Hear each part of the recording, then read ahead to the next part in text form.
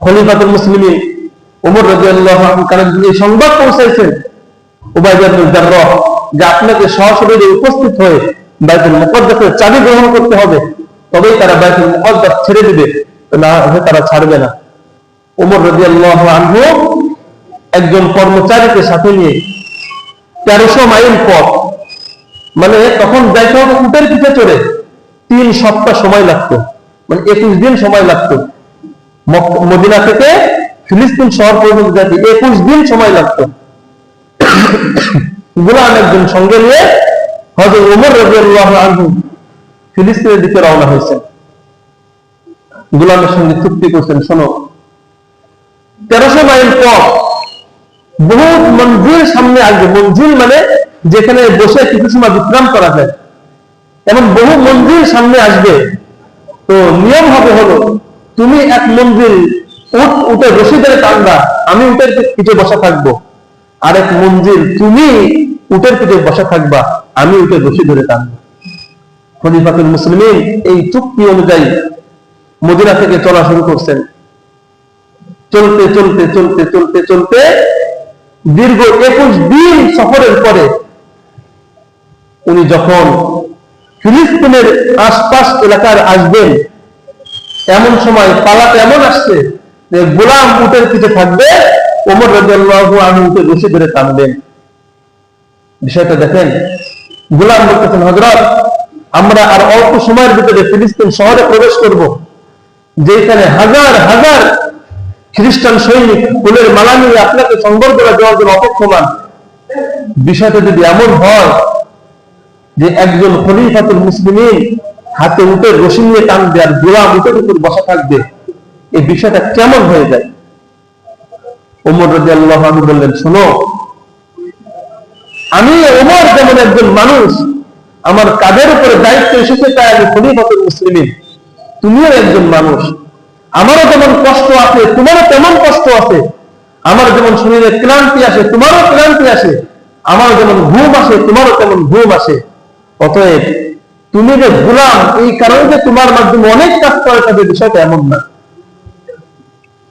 গোলাম ওমর রাদিয়াল্লাহু আনহু কথা শুনে আর কোনো কথা বলেন নাই, উটের উপরে উঠে বসতেন। অর্ধ জাহানের খলিফা হাতে রশি নিয়ে, গোলাম উটের উপরে বসা, আর অর্ধ জাহানের খলিফা তিনি হাতে রশি নিয়ে গোলামকে টেনে টেনে নিয়ে যাইতেছেন। আমাদের দেশে এগুলো কল্পনা করা যায়? এগুলো কল্পনাও করা যায় না, এগুলো ধারণাও আনা যায় না। সামান্য ক্ষমতার অধিকারী হলে কত দাপট, এমন ভাবে জনগণের সঙ্গে কথা বলে, বিষয়টা এমন যেন জনগণ সবাই তার সেবক, আর সে একজন মহাকিছু হয়ে পড়েছে। মূলত যারা সরকারের দায়িত্ব পান, এরা তো জনগণের সেবক হবেন, বিষয়টা এমন না। যিনি প্রধানমন্ত্রী তিনি জনগণের সেবক হবেন না, যিনি এলাকার এমপি তিনি জনগণের সেবক না। কিন্তু আমাদের চিত্রটা এমন ভিন্ন, গণতান্ত্রিক এই পদ্ধতির চিত্রটা এমন ভিন্ন, জনগণকে মানুষই মনে করে না।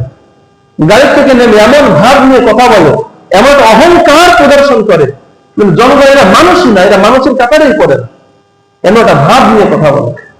কথা তো বলতেই চায় না, যতটুকু বলে তাও বিশাল দাম্ভিকতা অহংকার নিয়ে কথা বলে। ইসলাম বলে এটা না, ইসলাম শিখায় ওমরের দিকে তাকাও, ইসলাম যেটা শেখায় সেইটা শেখো। খলিফাতুল মুসলিমিন হযরত ওমর রাদিয়াল্লাহু আনহু গোলামের উটের রশি নিয়ে টানতে টানতে যখন বাইতুল মুকদ্দাস শহরে প্রবেশ করবেন, উনি দূর থেকে দেখতেছেন হাজার হাজার মানুষের হাতে ফুলের তোড়া নিয়ে অপেক্ষমান। সবাই খলিফাতুল মুসলিমিনকে ফুলের মালা দিয়ে সংবর্ধনা জানাবে। উবাইদা ইবনে জাররাহ রাদিয়াল্লাহু আনহু সবার সামনে দাঁড়ানো আছেন। তো ওমর রাদিয়াল্লাহু আনহু যখন ফিলিস্তিন শহরে প্রবেশ করেছেন, তো স্বাভাবিকভাবে মানুষ যেটা মনে করেছে যে উটের উপরে যিনি বসে আছেন উনি হলেন অর্ধ জাহানের খলিফা হযরত ওমর। গোলাম চিৎকার করে বলতেছেন, আমি খলিফা না, আমি খলিফা না, আমি গোলাম, আমি কর্মচারী, আমি কর্মচারী, আমি খলিফা না। খলিফা তিনি যিনি হাতে রশি নিয়ে টানতেছেন। খ্রিস্টানরা গোলামের চিৎকার শুনে হাত থেকে ফুলের মালাগুলো পড়ে গেছে। এটা কিভাবে সম্ভব? একজন অর্ধ জাহানের খলিফা, যার আঙ্গুলের ইশারায় অর্ধ পৃথিবী চলতে থাকে, তিনি গোলামকে উটের উপর বসায় নিজের গোলামের উট ধরে টেনে টেনে নিয়ে আসতেছেন, কিভাবে সম্ভব? আমাদের সমাজে এমনটা কখনো সম্ভব যে যিনি ভ্যানের উপরে বসে আছেন তিনি হলেন শ্রমিক, আর যিনি ভ্যান চালাইতেছেন তিনি মালিক? এটা সম্ভব কখনো? এটা কোনোভাবে সম্ভব? কল্পনাও করা যায় না আমাদের সমাজে। আর যিনি অর্ধ জাহানের খলিফা, অর্ধ জাহানের ব্যবসা যার হাতে, এমন বাংলাদেশের মতন প্রায় 1-150 বাংলাদেশ যার হাতের মুঠোর ভিতরে ছিল, তিনি গোলামের রশি ধরে টানতেছেন। খ্রিস্টানরা হাত থেকে ফুলের মালাগুলো মানে অনিচ্ছাকৃত হাত থেকে পড়ে গেছে। এ কেমন দৃষ্টান্ত মুসলমান দেখাইবে? জিজ্ঞাসা করতেছেন ব্যাপার কি?